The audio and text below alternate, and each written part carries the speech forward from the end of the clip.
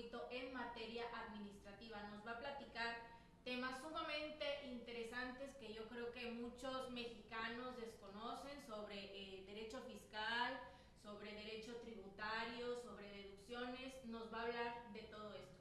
Y pues para más explicación de este tema, le doy el uso de la voz a mi compañero y colega, licenciado Daniel González. Muchas gracias, Mariana, por esta introducción. Y bueno, como lo dijiste, licenciado Carlos Toledano, quien ha tenido mucho tiempo dentro de la función judicial, administrador de justicia, ha estado en órganos administrativos tributarios, obviamente en el Poder Judicial de la Federación, más de 10 años como secretario de Estudio y Cuenta, ahora como magistrado en funciones. Y bueno, licenciado, usted que sí le entiende al derecho tributario.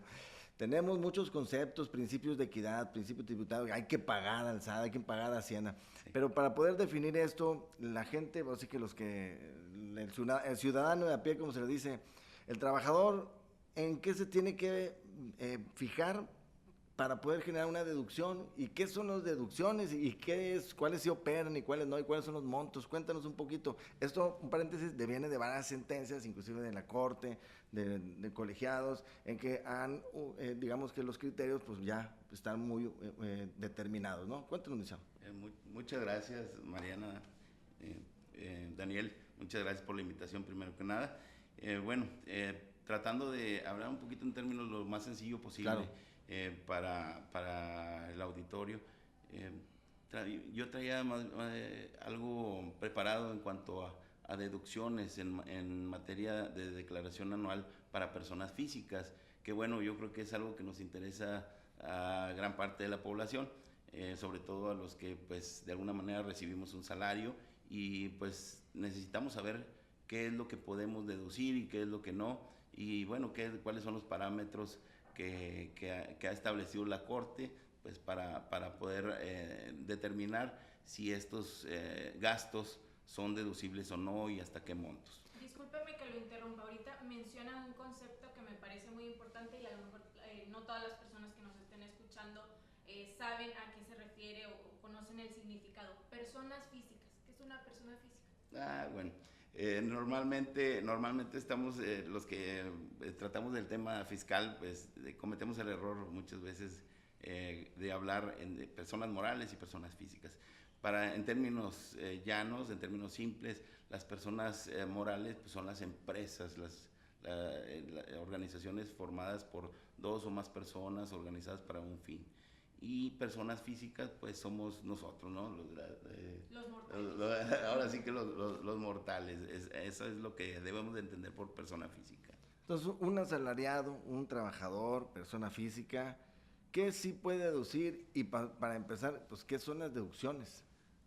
Bueno, las deducciones, fíjate que ahí en la Corte lo ha definido como, pues son aquellos gastos y dentro de los gastos la Corte ha definido cuáles son estrictamente indispensables y cuáles no. Y de algunos de los que la Corte considera como no indispensables para la obtención de un ingreso, los ha reconocido, digamos, de alguna manera, como deducibles para efectos del impuesto sobre la renta, que es lo que nos afecta a la mayoría de nosotros, quienes recibimos un salario o trabajamos por honorarios, tenemos derecho a deducir ciertos gastos. Básicamente, en términos simples, son los gastos hospitalarios, los dentales, funerales, donativos, aportaciones al SAR, aportaciones voluntarias al SAR, cuestiones de ese tipo. Son cuestiones que la Corte, por algún criterio que no comparto, ha definido como deducciones que no son indispensables para la actividad, Okay. pero el legislador los ha reconocido como, los ha concedido, más bien, reconocido no, los ha concedido deducirlo, pues. Oye, entonces, esto no si tú eres un prestador de servicios, esto no es la gasolina, esto no es el papel, material de oficina, estos son otro tipo de gastos. Sí, no es, sí, definitivamente son diferentes. ¿Esos gastos cómo se llaman? Los que son como que los muy identificables, gasolina, los papeles, las cuestiones para la propia oficina, el material de oficina, que vas a Office Depot y compras, en un trabajo, por decir, de abogacía.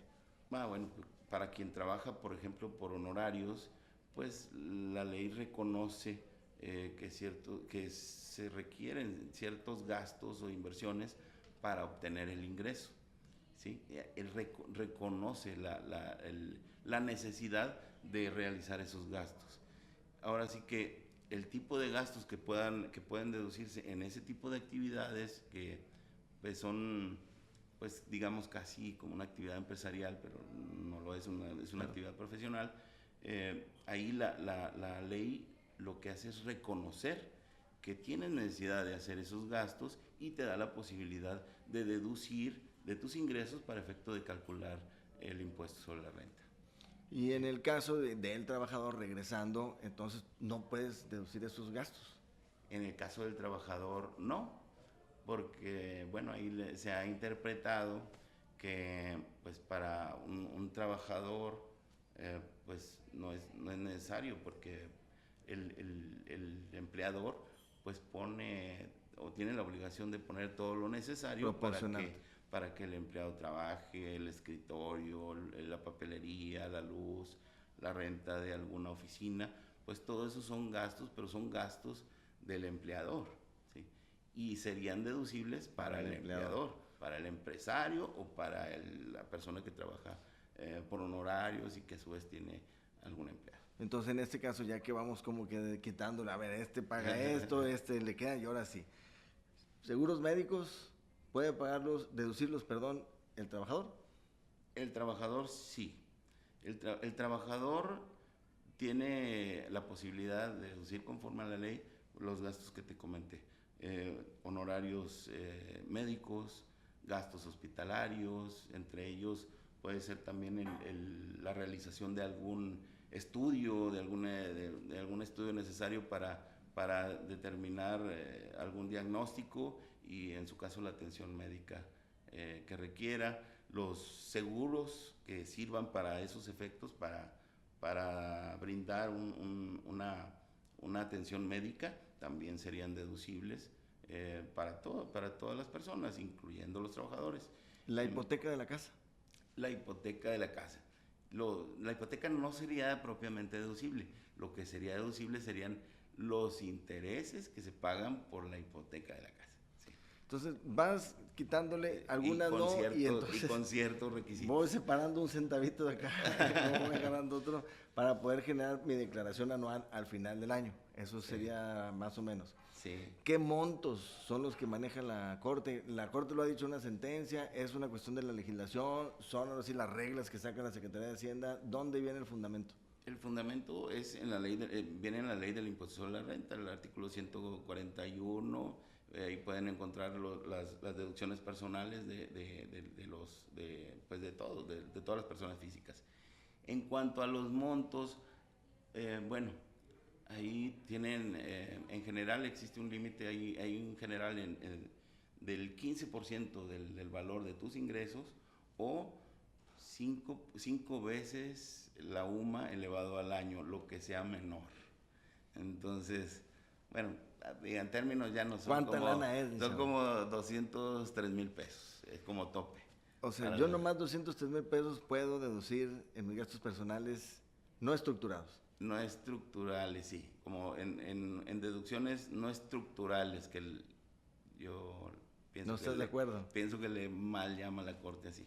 ¿Y por qué piensas que le mal llama la Corte de esa manera?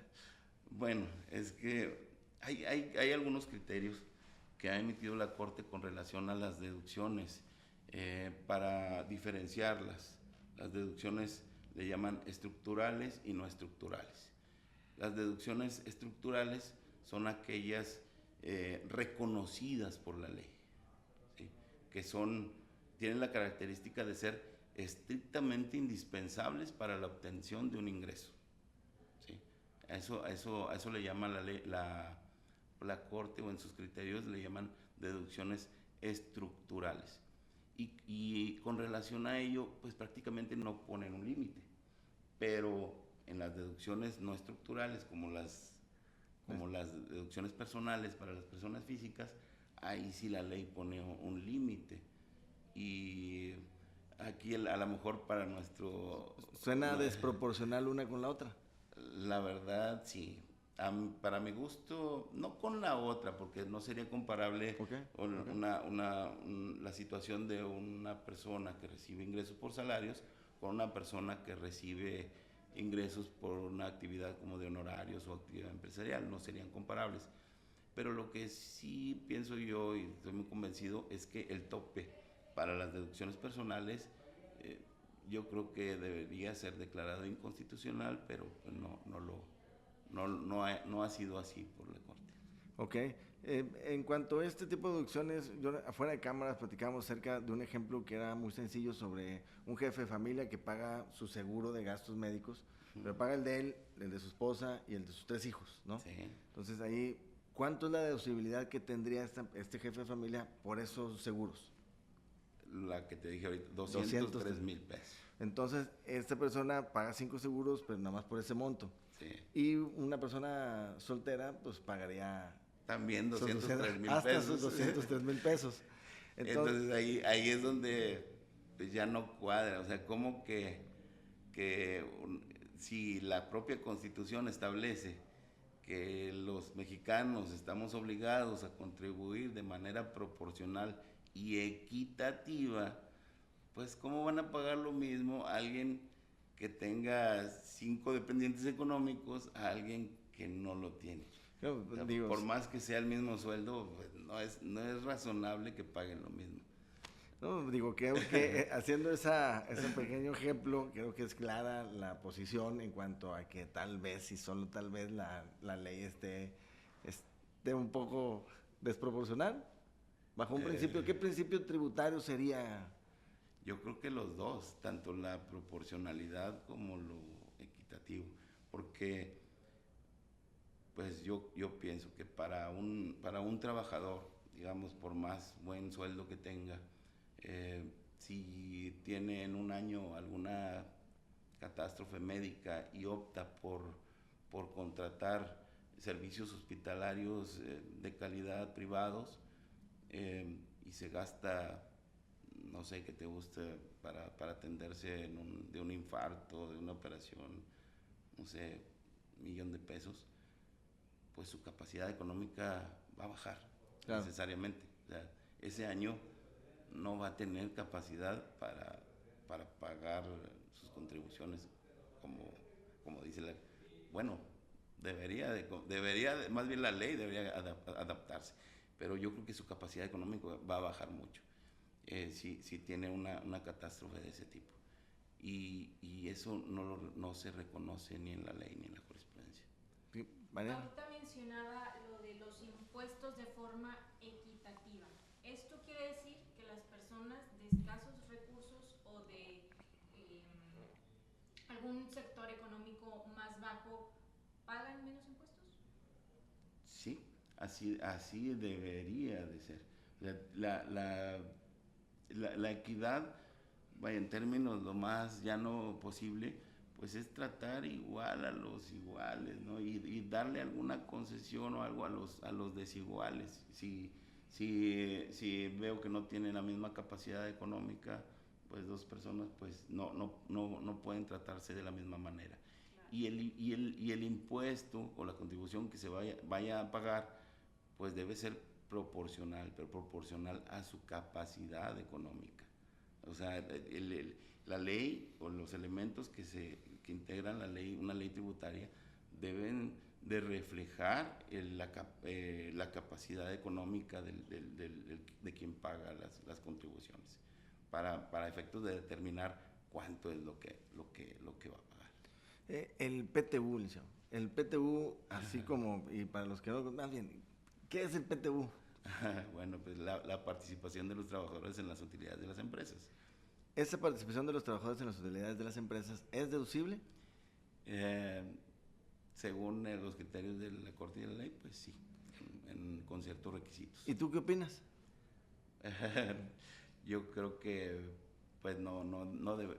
Bueno, no estoy en desacuerdo con que sea deducible Claro. en principio de cuentas, pero digo, ese criterio del cual derivó después una reforma legal para hacer deducible la PTU, yo creo que fue una interpretación Estricto. pues que llevó estricta y yo creo que muy forzada de la ley, porque pues un contador te lo puede decir, o sea, pues Tú eres contador, tu servidor ¿sabes? es contador, Abogado, contador, además de abogado, soy magistrado. contador. La PTU pues no es un gasto de este ejercicio, es una provisión que se hizo de un resultado de un ejercicio anterior. Entonces no tiene por qué afectar los resultados de este ejercicio.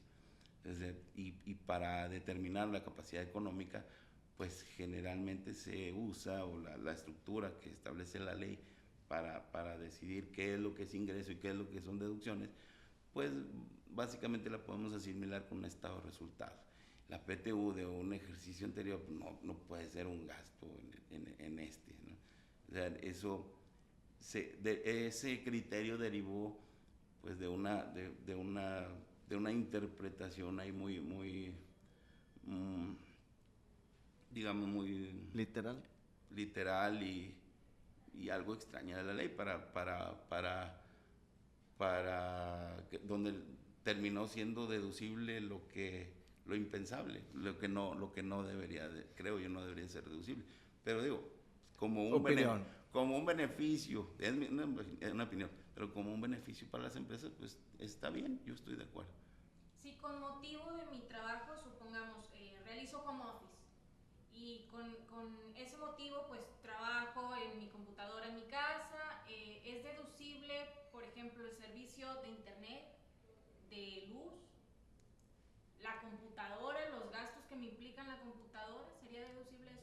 Si estamos hablando de home office de una persona asalariada, en teoría no.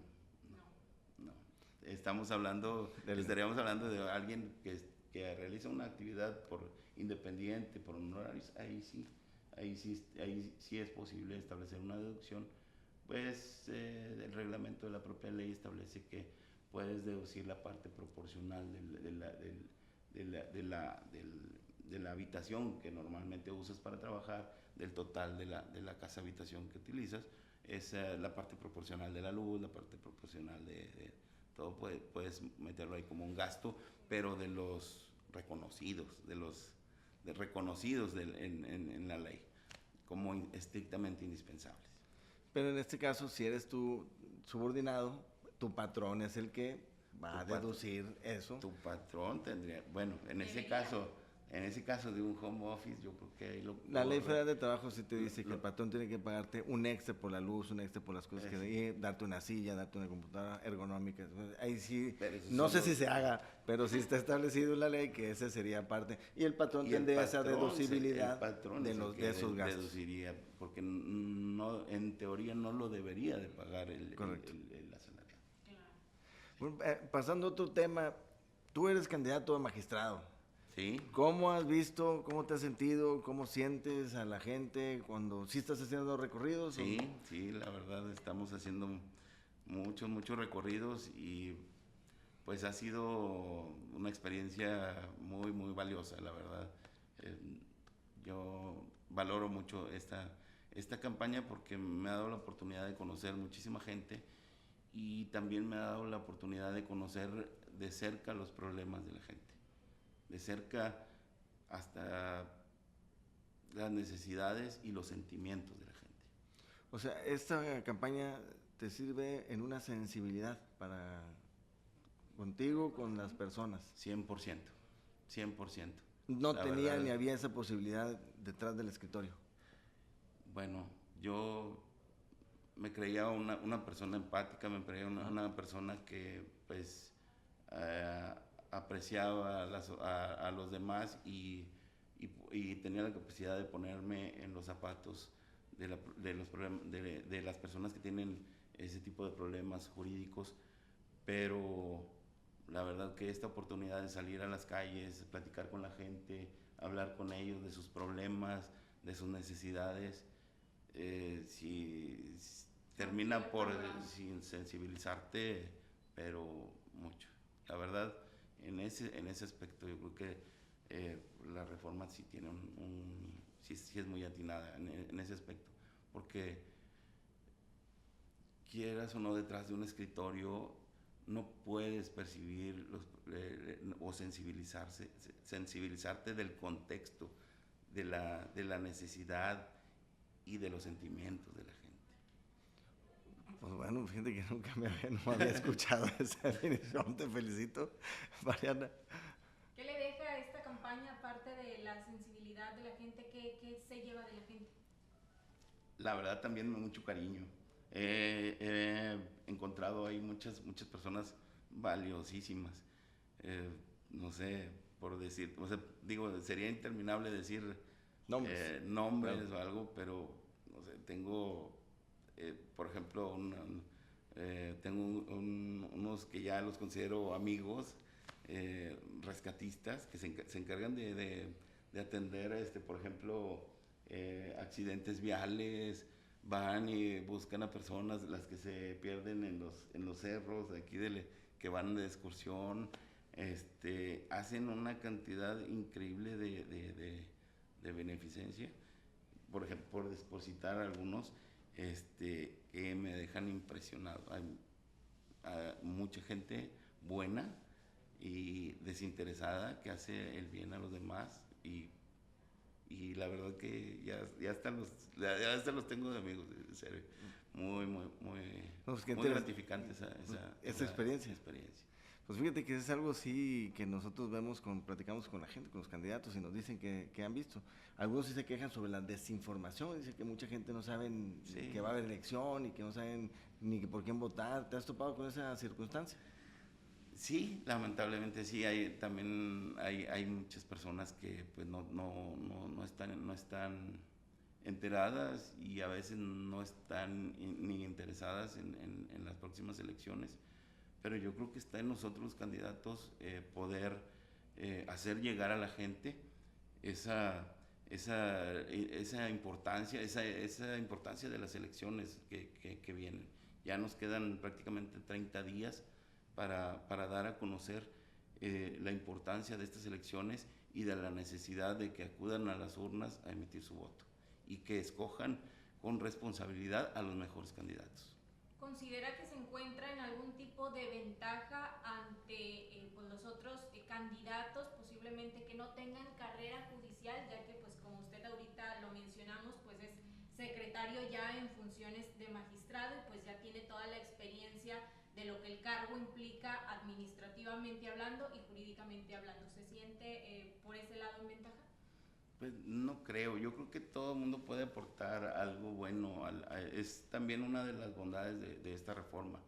Yo creo que no todo es blanco y negro, no todo es de que tenga que ser de carrera judicial siempre los que integren el poder judicial. Pues sí es deseable que tengan experiencia, que tengan conocimientos, que tengan preparación académica, pero también hay que reconocer que desde distintos ámbitos los juristas pueden aportar a fortalecer el sistema judicial. Yo pongo de ejemplo para mí por ejemplo, el ministro Cosío venía de fuera. Claro. Venía de fuera, era un académico, no tenía carrera judicial, y quién puede cuestionarle, ¿no? Puede cuestionarle alguno de sus criterios. Yo creo que yo creo que tendríamos que ampliar nuestra visión. Yo creo que no todo es blanco y negro, yo creo que hay que apreciar todo en su conjunto. ¿En qué boleta lo encontramos? ¿Distrito? Bueno, Carlos Toledano, número 14 de la boleta rosa, en el distrito 3. Carlos Toledano, número 14, boleta rosa, distrito 3. Por último, invita a la gente que salga en el 1 de junio, Lizardo. Este 1 de junio, no falten. Tenemos una cita con las urnas, hay que votar por los mejores candidatos. Escójanlos, hay toda la posibilidad para conocer sus trayectorias, su currículum, su preparación. escojan con responsabilidad y acudan a las urnas a votar este 1 de junio. Por el número 14 de la boleta rosa, ¿verdad? Número 14, boleta rosa, Carlos Toledano. A todos los que nos vieron, nos escucharon, muchísimas gracias.